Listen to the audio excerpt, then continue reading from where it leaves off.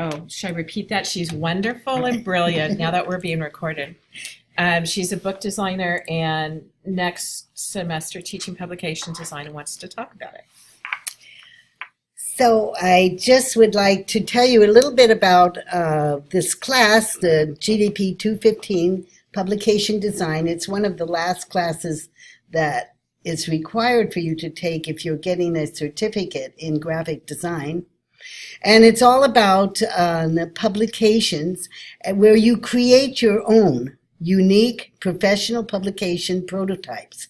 We're not designing a whole book. You don't have to worry about that. You're just creating prototypes of publications in various formats on various media for various readers. So we talk all about how readers read different kinds of publications. And what do I mean by publications? Do you know what's the difference between publications and some of the work that you're doing in advertising and so on? What is a publication specifically?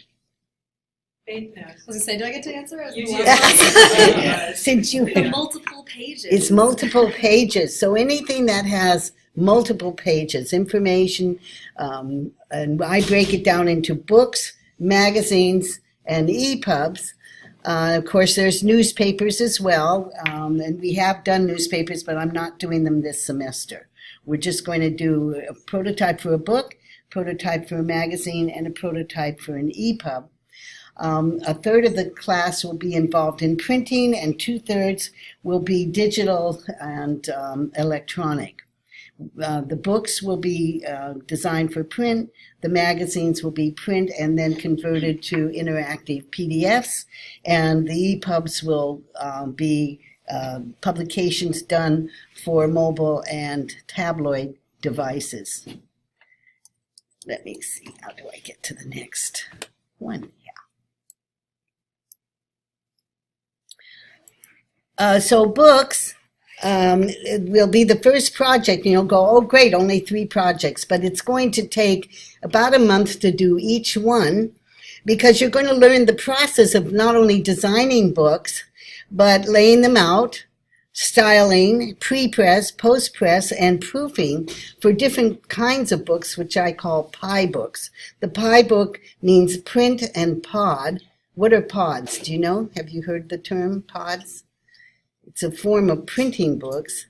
It's called print on demand, and it has completely changed the book industry, because now you don't have to go to a publisher and you don't have to have them publish 5,000 to 10,000 books and sell them through bookstores, but you can actually design and put up your own books. And I work for what I call indie authors. Some people say, oh, self-publishing, but indie authors are the term for people who are writing their own books. They get to publish them, and they're printed one at a time, print on demand, through Amazon, mainly through Kindle Amazon, which is winning the wars for the pod battles. But they have allowed more and more authors to write books and allow designers to design a lot more books than we used to. The PEI, electronic book, is the reader books, the books that you see on Kindle and Nook. And the interactive books are what we call the EPUB books. And they contain interactive elements besides just reading and scanning a book and maybe going to a dictionary. Your interactive books actually allow you to add interactive elements such as slideshows and links and animation and so on. So we'll be looking at the kinds of books: novels, text, children's books, custom book, coffee table books, pop-ups, tiny books. There's more and more book types available that you should be aware of, and you're going to select one to design a prototype of. And so I have samples of some of the work that was done by students before. This one was, and they designed the cover, the front end, a chapter or two, and the back end, so that the client, the author or the publisher, I work for several small publishers in town, and they get a sense of what the look and feel of the book is going to be, and then from there you apply the whole book. In other words, you're designing a template for different types of books. So this is one that a student designed that is a poetry book. So, and he created chapters, because books have chapters. I had one author who came to me with 400-page manuscript, no chapters. So I said, how is the reader supposed to read this? We're supposed to read it all in one lump, 400 pages. We design chapters so readers can have a chance to take a break, and that your thoughts can work in various segments, and you don't have to read the whole book at the same time, which we don't. So this is chapters and illustrations that he designed for his poetry book. Another book was called Awesome. This is a student who was involved in extreme sports, so he made a book about extreme sports, and he did some really innovative layouts for his pages. This is a book on travel that a gal had gone with her parents to the Panama Canal, and so she created a book from the pictures. You can see she has quite a lot of chapters in here. A novel that a student wrote and designed the cover and the interior. This was mainly words, not many pictures, but I did love the type styles he chose, very readable. And at the beginning of every chapter, he had this tree that grew. So at the end of the book, the tree was in full bloom at the last chapter. Very clever. Cookbooks are really popular to design, and students have picked cookbooks from their parents or their ethnic backgrounds, or one fellow did a whole pizza thing last year. Healthy food, of course, and cookbooks are one of the most popular forms of books still being printed. This is a book designed by a student who was a birder, and he had taken really gorgeous pictures of birds in his backyard. So he decided to create a book on backyard birds in Santa Barbara. And he used this theme and carried it through for all three projects. So he did a book for birds, and then in the magazine, he made a magazine of Santa Barbara local birds, and then he created an EPUB, which was a catalog or guidebook to find birds in Santa Barbara. So you can do that. You can choose to pick a theme in which you can use all the subject on all three of your various publications. This is a book that a student wrote for her using her boyfriend's PhD thesis. He was a philosopher, and so she created a cover that looks like an old tome, an old classic book for his. So it was fun. This gal did a children's book. There was an old lady who lived in a shoe, and it was a pop-up book. So she spent quite a lot of time looking at pop-ups and trying to create some really ingenious pop-ups for her pages. And finally, a gal who did a cookbook for bakery, and she did all the illustrations. And she did maybe 10 pages for the prototype, but you really got a feel of how the page would lay out, how the recipes would work, the directions, and these wonderful illustrations. So really beautiful portfolio piece. Magazines, yes, there are still magazines, although a lot of them have gone to electronic magazines. And we'll be looking at the various kinds of magazines and investigating. You do also have a paper to write about comparing different media.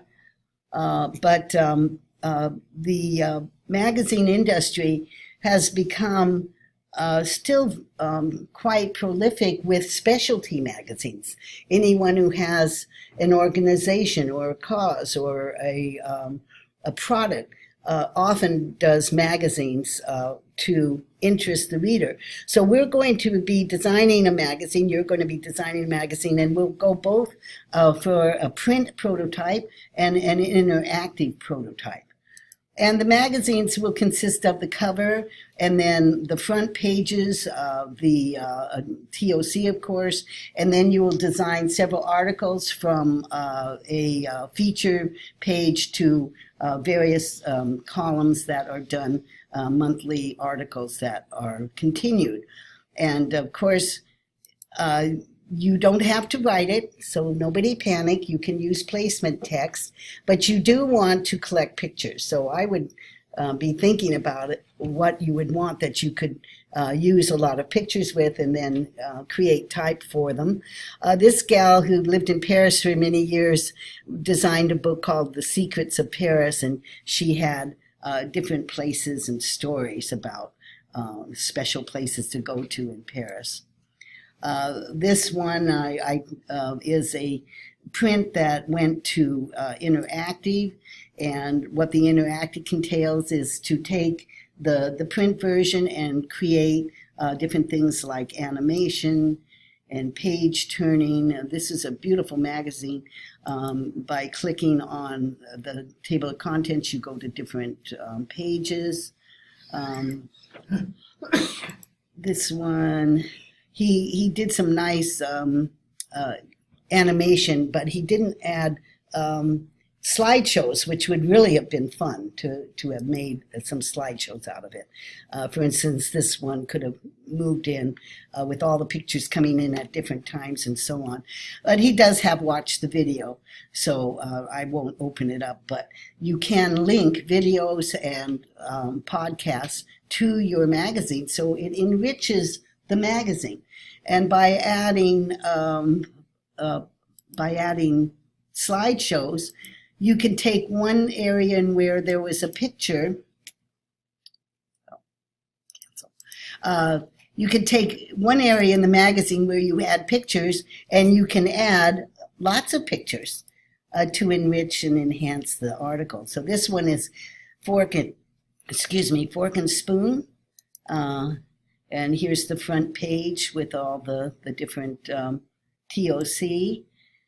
And this one, she had a lot of animation in here. And then she has a slideshow going here. So this shows you the kitchen of various restaurants. And then each one of these are links. So this is about asparagus and artichokes and so on. So it goes directly to a link to a website, but it doesn't take you away from the magazine. So it's not like you leave your magazines. They're more pop-up kinds of links.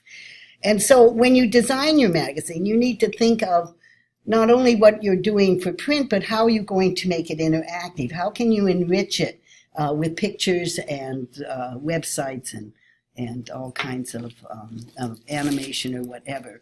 This one was a gal who had, she and her family traveled to a lot of national parks, so she did one on Find Your Park. It was going to be a quarterly. She had some beautiful pictures, so she linked to a lot of different articles that weren't in the print magazine but could be in the interactive. And she had some gorgeous slideshows of her pictures, and she embedded a video within the, I think it's embedded. Let me see. No, it's separate. Whoop. No, just one more. This is a beautiful slideshow. So the slideshow could be large. It doesn't just have to be a picture area. You can make it a whole page if you want. And finally, a student who did a magazine on various wrappers. She changed the color of the front as an animation. Whoop, sorry. Let's go back here. again, going to various links here. She has in every one of her trending popular culture, she created links. Let's see quickly. This one, an article that's very nice, but what's the problem here? Can't read it. You have to watch out for readers here.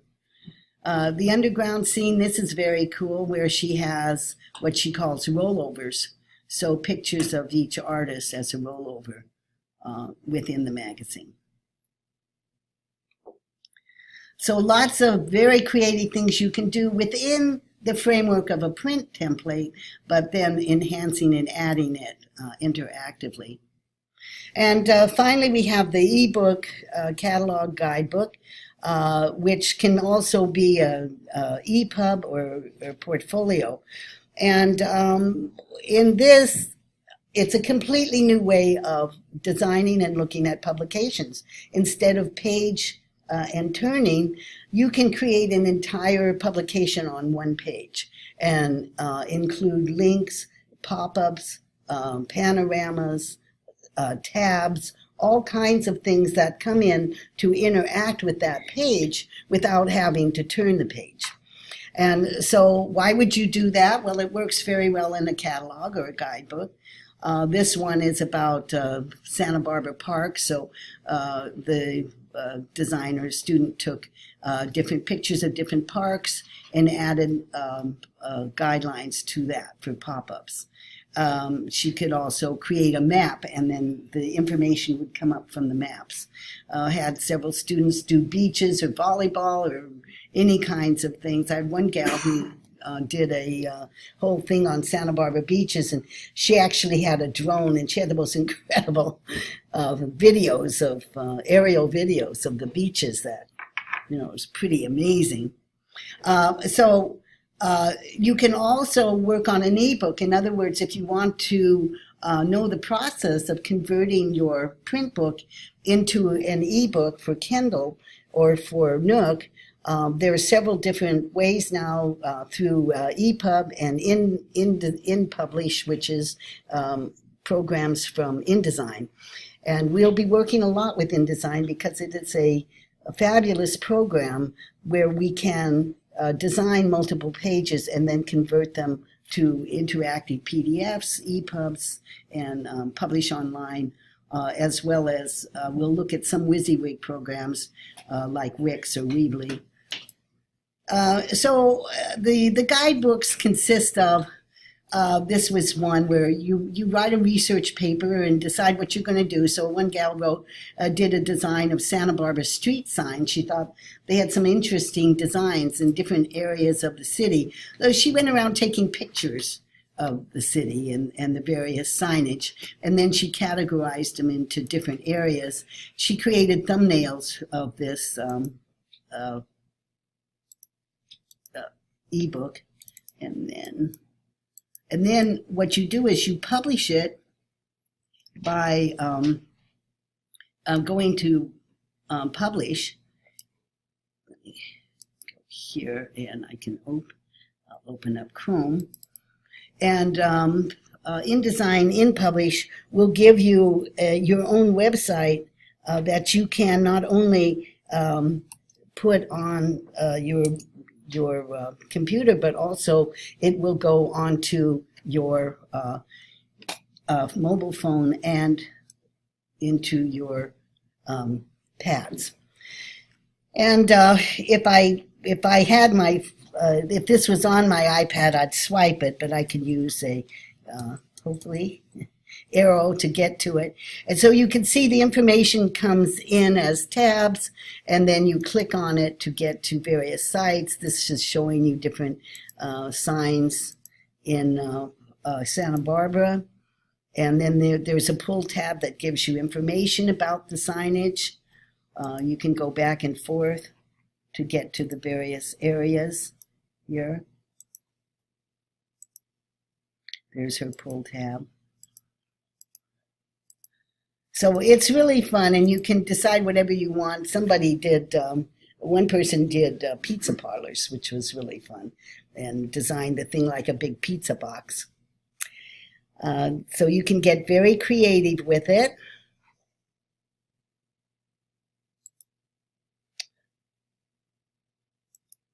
And then this student decided to do a catalog for Coachella from H&M. So she did a lot of research on the products, and she decided to do trendy, appealing fashions, tops and skirts and dresses. She did a lot. And not only that, but she wanted to add the various accessories that you could apply to these clothes as well. So let's see if I can get to it. Her EPUB.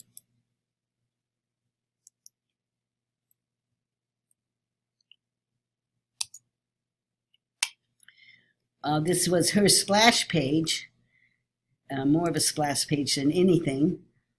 And let's see if we can get it to work.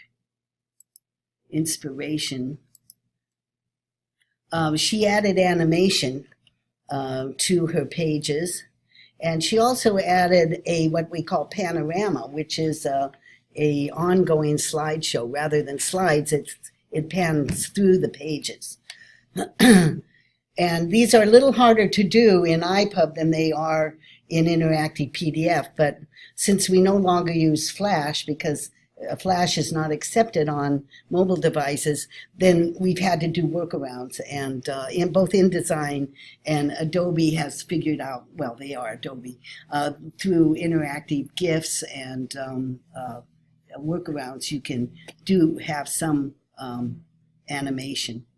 So her clothes, this is tops, and she pops up. You can pop up the clothes, each one, and then you can open up an accessory sidebar so that each item on her page has these areas that you can go to. So pop up of the page.